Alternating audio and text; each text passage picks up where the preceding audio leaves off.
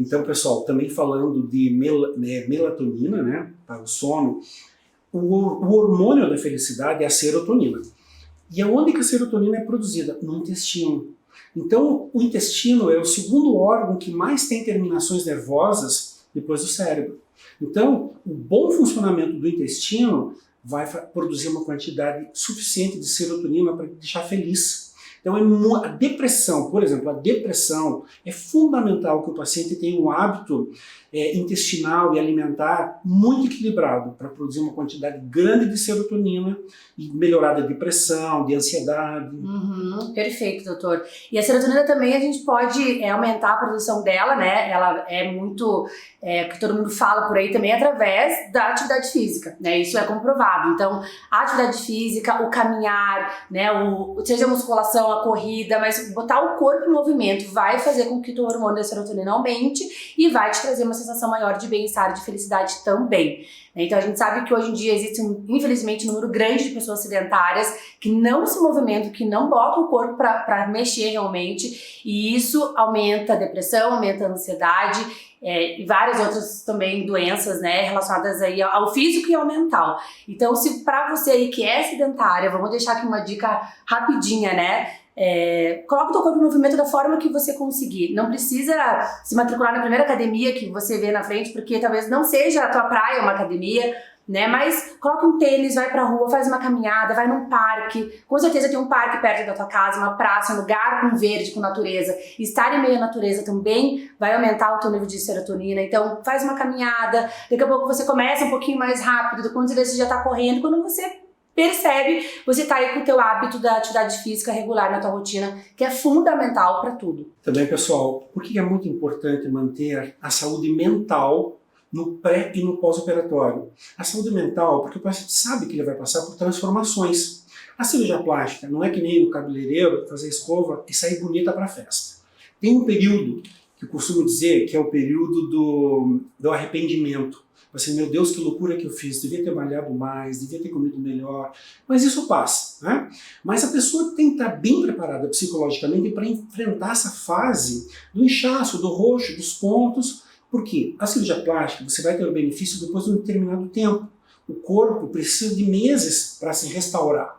Depois de cortar, cauterizar os vasos, colocar um implante de silicone, por exemplo, ou fazer uma lipoaspiração, são meses para a recuperação. Então é importante que o paciente seja bem equilibrado para ter um bom resultado e passar por essa fase difícil tranquilamente. Ótimo, muito legal, doutor. Eu acho que também é legal a gente falar para as mulheres que estão aí buscando o objetivo da cirurgia plástica também para emagrecer, né? A gente sabe que a maioria, né, quer isso, quer ter um corpo mais fininho, quer ter o corpo esteticamente mais belo, e isso é muito legal, mas é importante a gente ter essa consciência de buscar uma mudança de estilo de vida também, buscar uma mudança do psicológico, do emocional, para que, infelizmente, o que eu vejo muitos casos acontecendo, que é de mulheres que passam por todo esse processo, que a gente sabe que não é fácil, né, dolorida, sofrido, pós-operatório, realmente não é fácil, e aí passa por todo esse processo, todo um sonho de ter o corpo como ela gostaria de ter, e se não há mudança de dentro para fora também, daqui a pouco o corpo volta, ela ganha aquele peso de novo, e aí ela se olha no espelho e a culpa, o fracasso, o sentimento de incompetência vem muito mais forte, porque afinal ela passou por um processo muito dolorido, muito difícil, para estar de novo, de repente, ou até muito mais, com mais peso, com mais quilos do que estava antigamente. Então, quando a gente fala de trabalhar aqui juntos, né, o doutor, quando ele me passa os seus pacientes, é muito legal porque a gente consegue fazer esse trabalho de buscar o fortalecimento psicológico para que o resultado obtido na cirurgia dure o resto da vida, seja realmente um momento de transformação e vá para o resto da vida, para que ela não volte a ganhar os pesos, o quilo que tinha antigamente, e não volte a se sentir triste e fracassado. A pessoa costuma achar que ela vai entrar num túnel de cirurgia e vai sair do outro lado já transformada. E não é bem assim, né? Existe todo um processo de recuperação. E a manutenção desse resultado da cirurgia vai depender muito mais da paciente do que do cirurgião. O cirurgião faz a parte dele naquele momento do centro cirúrgico. Eu sempre falo que naquele momento da cirurgia, eu estou pleno. Eu nunca vou para o centro cirúrgico meia boca. Eu vou lá para fazer o meu melhor. Mas o paciente precisa entender que não depende só de mim. Depende da atividade física, da dieta e do controle emocional. Isso, perfeito. Isso é muito importante, né? Eu costumo dizer que, até se a gente for falar aí da questão da bariátrica, né, doutor? Tem muitas vezes que nem a bariátrica, se não há um fortalecimento emocional, uma mudança psicológica, não há bariátrica que vai garantir um peso, uma perda de peso para o resto da vida. Então, isso também é uma consciência. Quem tem essa consciência, quem toma essa decisão, tem resultados muito mais duradouros, né? E é uma transformação de dentro para fora, de fora para dentro, e aí a mulher fica muito mais feliz, com uma autoestima muito elevada, com um nível de autoconfiança também, né? Porque a gente entende que é um processo que não é fácil, né? Eu não tenho problemas para emagrecer, o doutor também não tem problemas com alimentação, mas tem muitas pessoas que têm, né? A maioria das pessoas tem problemas para emagrecer, tem questões relacionadas aos seus hábitos alimentares. Então busque ajuda, se você não consegue ter uma relação equilibrada com a comida, busque ajuda para que você tenha essa transformação, porque é possível. Dá trabalho, eu costumo dizer que não é milagroso, dá trabalho, mas é possível. E depois os resultados que a gente tem quando eu vejo as mulheres felizes, se olham no espelho, se acham lindas, aumenta a autoconfiança, melhora os seus relacionamentos, melhora até a autoconfiança no trabalho também. Todos os pilares, né? A gente vê uma boa autoestima, a diferença que ela faz. Então vale muito a pena. E a exemplo da bariátrica, né? Eu acho um processo da bariátrica bastante difícil, porque o paciente tinha uma compulsão por comida. Aí corta um pedaço do estômago, desvia o intestino e ele não vai conseguir comer. Durante meses ele vai ter dificuldade para comer. Então isso causa muita frustração no paciente. E muitas vezes essa compulsão muda da comida para outras coisas, né? Então o que você acha dessa questão da compulsão? Muito importante, né? A questão da bariátrica, tem muitas pessoas que infelizmente acabam trocando, né, a compulsão por álcool, às vezes por droga, muitas vezes por compras, ou seja, a busca do prazer imediato que a comida já não traz mais, então acaba buscando outras formas de fazer isso, né? Por isso que é importante, né, e todo mundo que passa por processo bariátrico tem que ter um acompanhamento psicológico também, isso é até inclusive pré-requisito.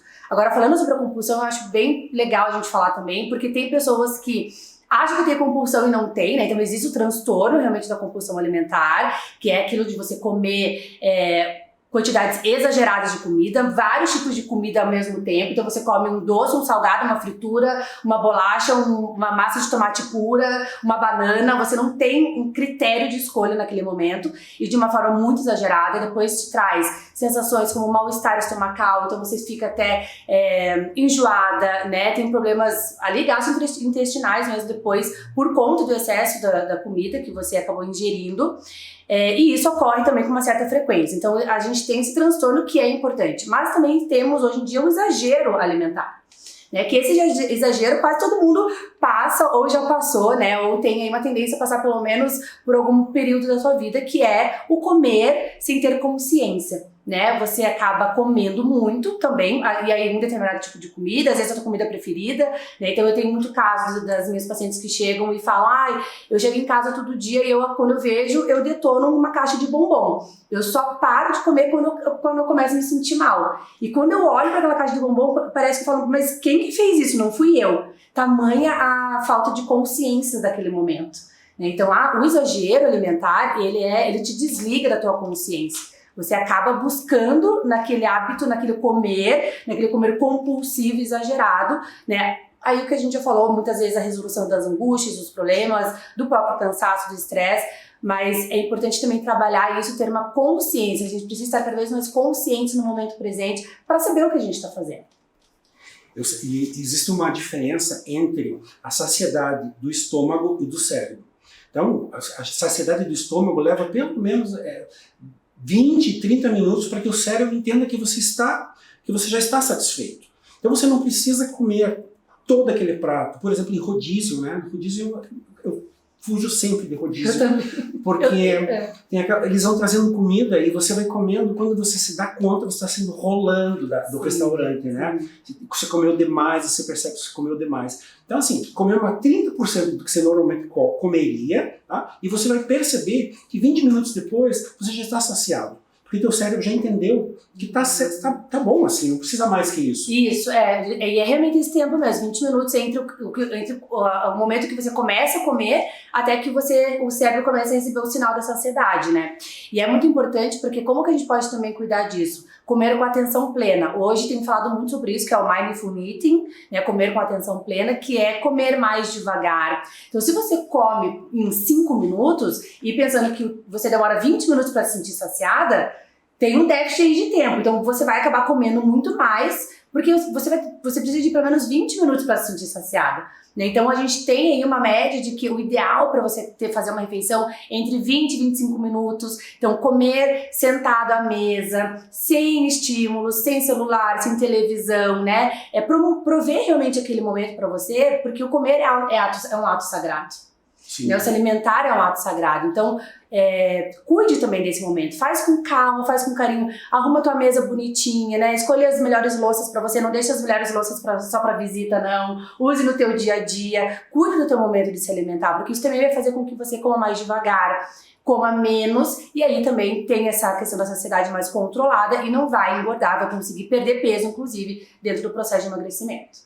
Uma dica que uma amiga me deu é uma garfada, solta o garfo no prato, mastiga e vai fazendo com calma, sentindo o prazer do sabor da comida, né? E não comer pelo volume, é comer pelo sabor, pela qualidade, né? E com calma.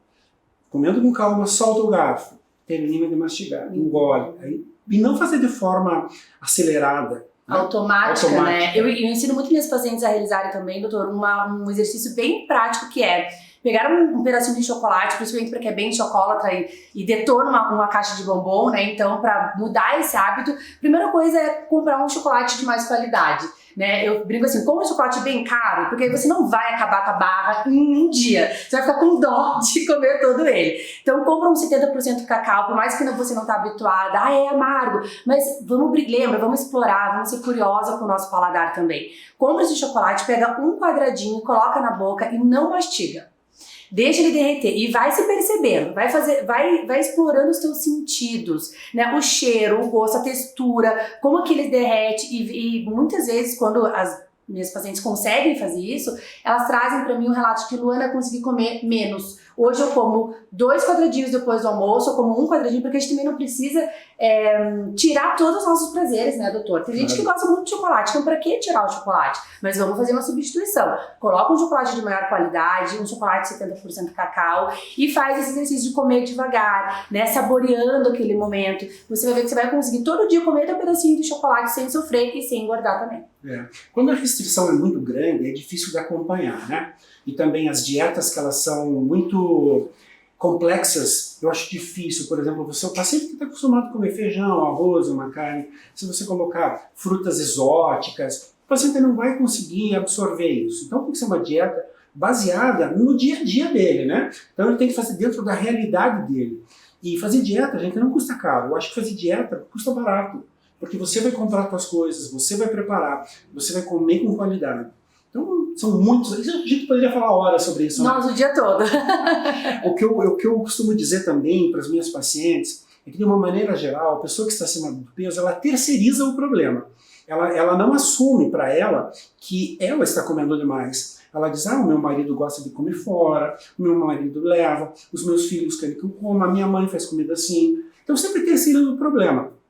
E isso é difícil, né? A gente tem que entender, né, qual a deficiência que a gente tem nessa questão alimentar e tentar corrigir. E contaminar todo mundo com essa ideia de comer saudável, comer bem. Exatamente. Eu acho que aí nós estamos falando sobre o modo adulto de ser, né, doutor? Exato. Todos somos adultas e a gente precisa agir como tal. E eu sei que temos, como eu repito a dizer, tem pessoas que têm problemas e precisam de um acompanhamento mesmo, mas de uma forma geral, a gente precisa ter essa autorresponsabilidade porque é a nossa saúde, é a nossa vida.